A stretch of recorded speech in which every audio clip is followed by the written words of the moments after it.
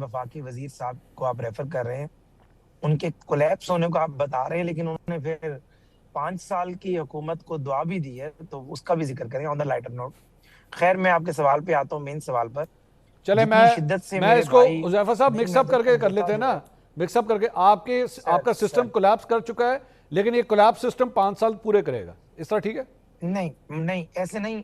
मोहसिन नकवी साहब ने जो कोलैप्स सिस्टम की बात की, उनकी मुराद उस सिंध से थी जिस कराची में 20 साल से एक जमात की हुकूमत है, जो कराची दुनिया की कई मईशतें चला सकता है, लेकिन उस कराची के अंदर जो इंफ्रास्ट्रक्चर का हाल है, जो रोड नेटवर्क का हाल है, जो म्यूनिसिपल इदारों का हाल है, वो मुझसे ज्यादा आपको पता है।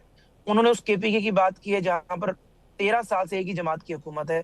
इन 13 सालों में एक टीचिंग हॉस्पिटल पूरे केपीके में नहीं बना।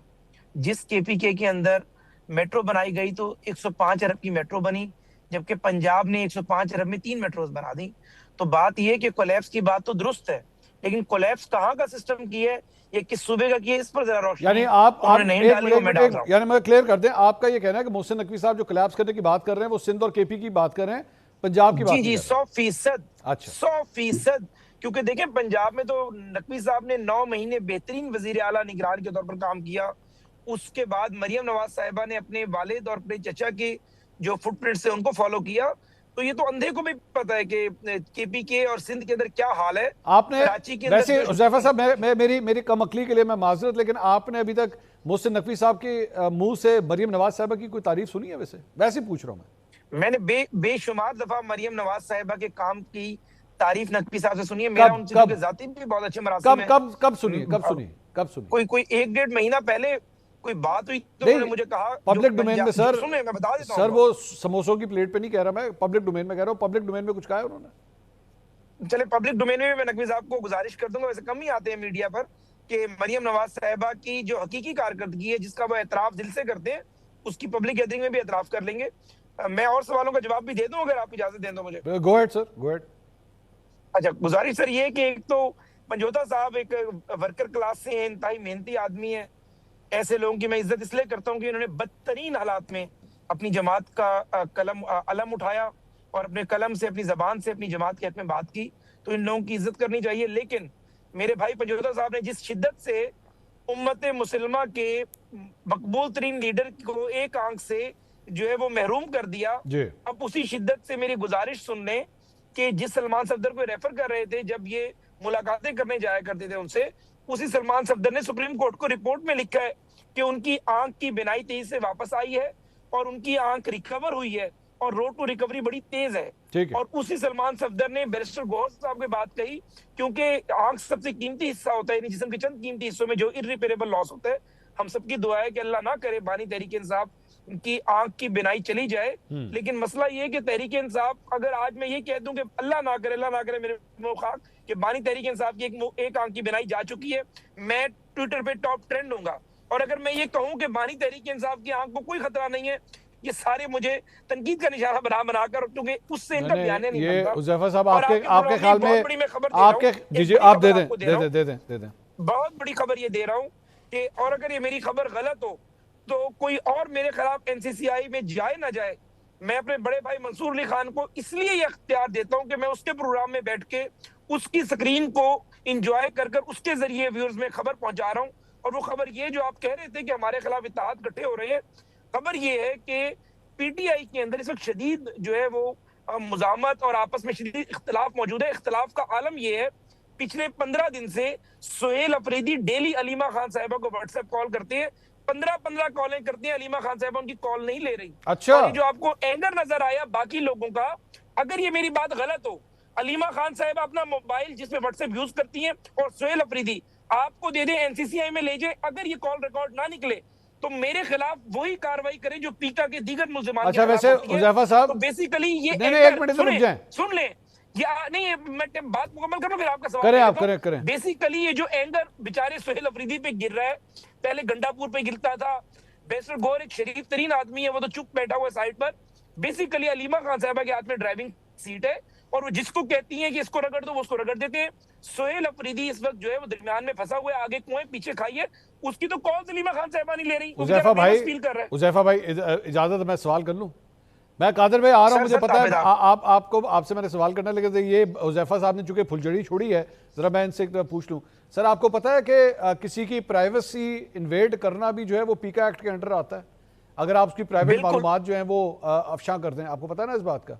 बिल्कुल आता है। अच्छा आप ठहर जाए, नहीं ठहर जाए ना सर, मैंने सवाल तो कर लें दो, ओ भाई मैंने सवाल तो कर लें दो, नहीं मैंने सवाल पहले करने दें, सवाल करने दे फिर जवाब। आपके नेज़े पे रख रहा हूं, नहीं, मैं अपनी गर्दन को आपके नेज़े पे रख रहा हूं। आपने सुहेल अफरीदी ने अलीमा खान साहबा को फोन किया, या ये बात सुहेल अफरीदी को पता होगी या अलीमा खान को पता होगी? आपको किस तरह पता है? आपने दोनों के फोन हैक किए में?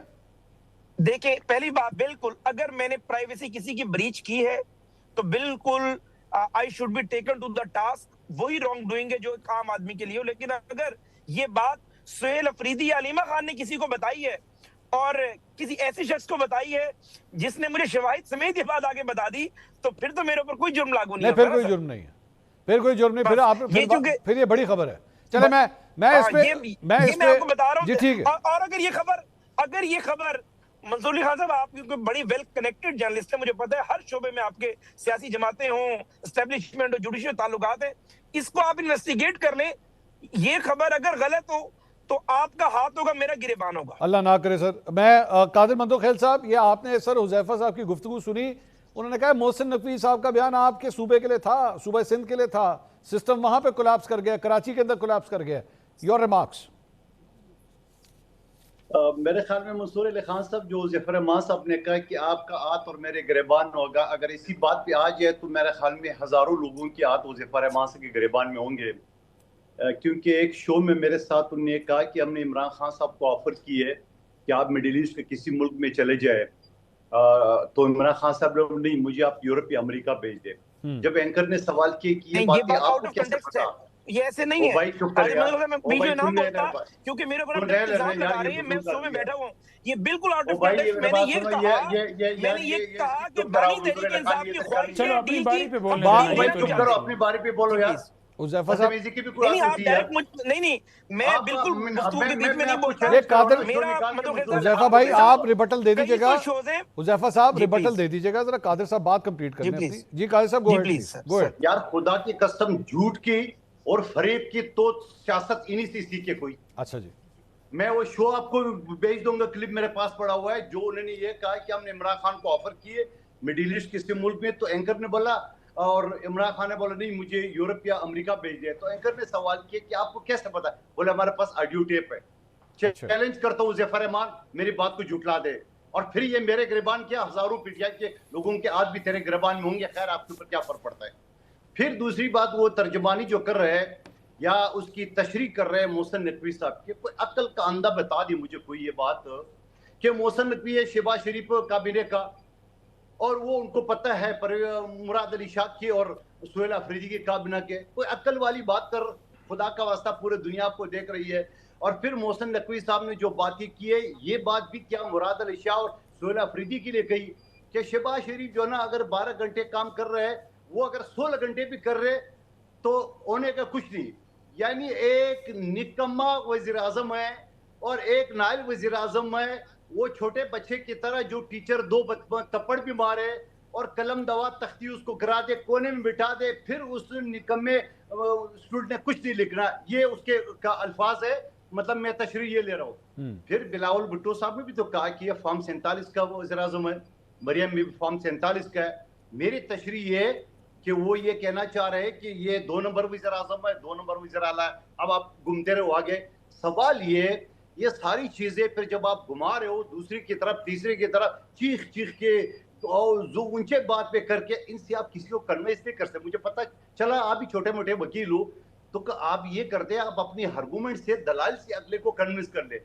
फिर दूसरी बात है कि ये जो सारी लाकानियत आप करें, आप मरियम में भी क्या ये जो सीसीडी के जरिए आप लोगों के कत्लेआम कर रहे हैं, पीका ऑर्डिनेंस के जरिए आप जो ना वो जर्नलिस्टों को और कारकुनों को जो ना वो जबान बंद कर रहे हो, ये कौन से कानून में आता है, कौन सा अखलाकियात में आता है? और फिर उसके बाद आप जो पूरा पाकिस्तान का चचा भतीजे ने लुट के वो जो सारा माल लाहौर में लगा रहा है, उसके बावजूद आपका लाहौर का जो हाल है वो दुनिया ने देखा, अभी पानी में डूबता हुआ और गटर में खवातीन गिरते हुए। और फिर आपके आज की बात है, जो गाजियाबाद एक पुलिस स्टेशन में एक वो जो है वो क्या कहते हैं, जो बच्ची है जो मेंटली अपसेट है, उसके साथ आपके पंजाब के ताकतवर पुलिस जैसे कहता है उसके सब इंस्पेक्टर उसके साथ जाति के। यार कोई ये दास्तानें तो आपके घर से निकल रही है, आपकी सूबे से निकल रही है। आप ये एक बाप जो मरियम बीबी 11 अरब की जहाज में घूम रही है, और एक बाप बेचारा अपने जवान बेटे को बगैर कफन क्यों दफना रहा है? कोई जवाब आए किसी के पास? कोई वो है, निदामत है? 16 साल बच्ची को जो बाप के माँ के गोद में उसको चलनी कर दी है कोई निदामत के बयान मरियम बीबी की या किसी उजरा का? और फिर आपको उस सीसीडी कादिर भाई एक बात बताइए, कादिर साहब एक सवाल का जवाब दीजिए। कादिर तफ्तीश भी हम ही करेंगे।